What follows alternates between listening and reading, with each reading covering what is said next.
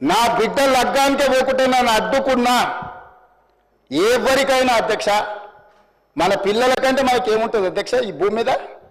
నా బిడ్డ లగ్గానికి లగ్గపత్రిక రాసుకోవడానికి కూడా అడ్డుకుంటే కూడా నేను మిమ్మల్ని ఏమనలే.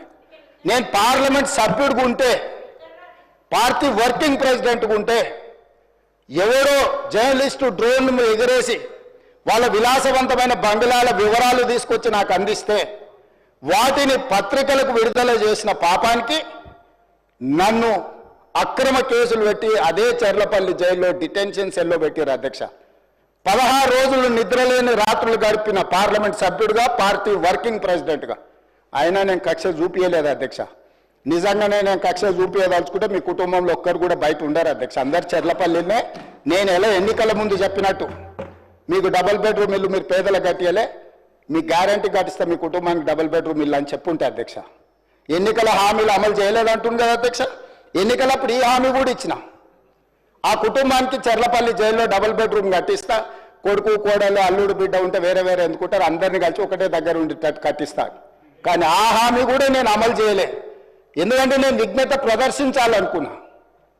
ఈ అధికారం ప్రజలు ఇచ్చింది ప్రజల సంక్షేమం కోసం, తెలంగాణ రాష్ట్ర అభివృద్ధి కోసం, పారదర్శకమైన పరిపాలన అందించడం కోసం నాకు అధికారం ఇచ్చిండ్రు.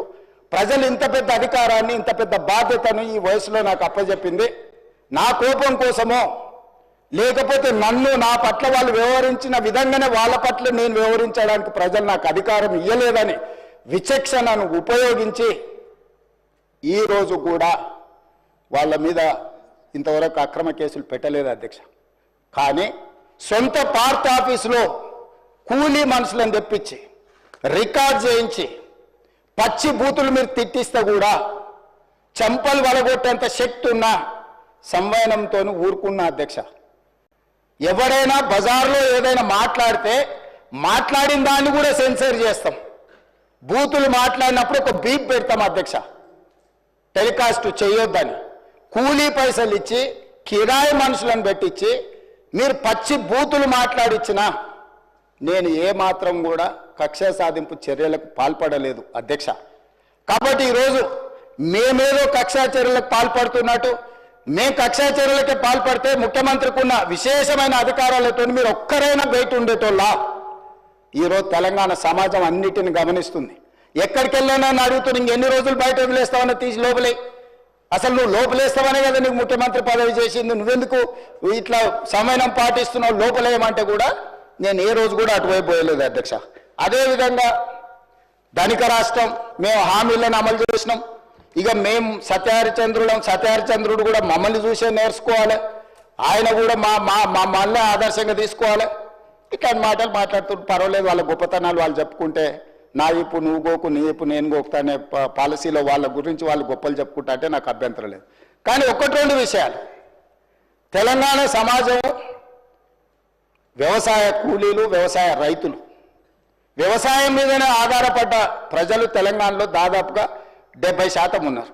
2014 ఎన్నికలలో ఘనత వహించిన చంద్రశేఖరరావు గారు రైతులకు ఇచ్చిన హామీ ₹1,00,000 రుణమాఫీ చేస్తా అని అధ్యక్ష.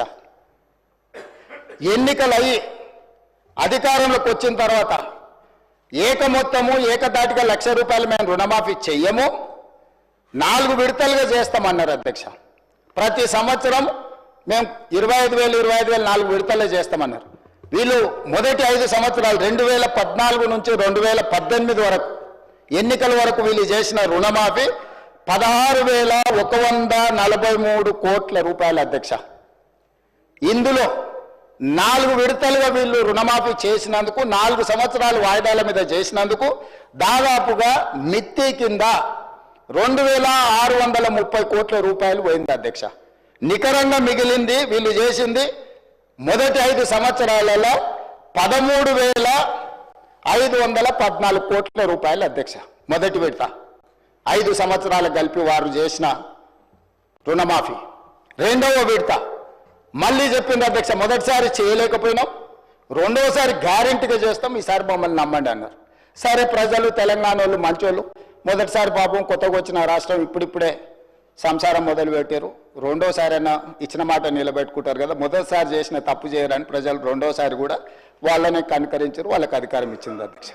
రెండోసారి ఏం చేసింది అధ్యక్ష? మొదటిసారి 4 సంవత్సరాలు, ప్రతి సంవత్సరం కొంత 4 సంవత్సరాలు ఇచ్చింది అధ్యక్ష.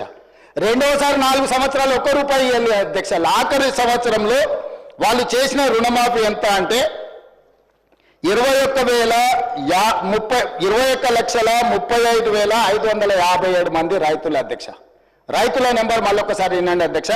21,35,557 మంది రైతు కుటుంబాలకు 11,909 కోట్ల రూపాయలు రుణమాఫీ చేసిండ్రు అధ్యక్ష. ఎప్పుడు? 4వ సంవత్సరంలో. ఈ 11,909 కోట్ల రూపాయల రుణమాఫీలో మిత్తి కింద 8,515 కోట్ల రూపాయలు పోయింది అధ్యక్ష. కొండ నాలుకకు మందేస్తే ఉన్న నాలుక ఊడిపోయిందని వీళ్ళు 11,909 కోట్ల రూపాయలు రెండో విడత 4 సంవత్సరాల తర్వాత రుణమాఫీ చేస్తే 4 ఏళ్ళు వీళ్ళు 0 రుణమాఫీ చేసినందుకు మిత్తి కింద 8,515 కోట్ల రూపాయలు పోయింది అధ్యక్ష. రెండు కలిపి 10 సంవత్సరాల వాళ్ళ పరిపాలనలో 2 సార్లు అధికారాన్ని ప్రజలు వాళ్ళకు అప్పచెప్తే రెండోసారి 3,394 కోట్లు, మొదటిసారి చేసిన రుణమాఫీ 2 కలిపితే 10 సంవత్సరాలలో 16,908 కోట్ల రూపాయలు వాళ్ళు రుణమాఫీ చేసిండ్రు అధ్యక్ష. 10 సంవత్సరాలు. మొదటిసారి 1,00,000, రెండోసారి 1,00,000. మొదటిసారి విడతల వారిగా, రెండోసారి 4వ సంవత్సరంలో చేసిన రుణమాఫీ 16,908 కోట్ల రూపాయలు అధ్యక్ష వాళ్ళు చేసింది.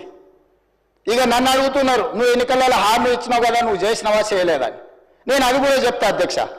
25,35,964 మంది రైతులకు 20,617 కోట్ల రూపాయలు నేను రుణమాఫీ చేసిన అధ్యక్ష. 10 నెలలు తిరిగే లోపల 10 ఏళ్లలో ఆనాటి చంద్రశేఖరరావు గారు చేసిన రుణమాఫీ 16,908 కోట్ల రూపాయలు అయితే 10 నెలలు తిరగక ముందే 25,35,900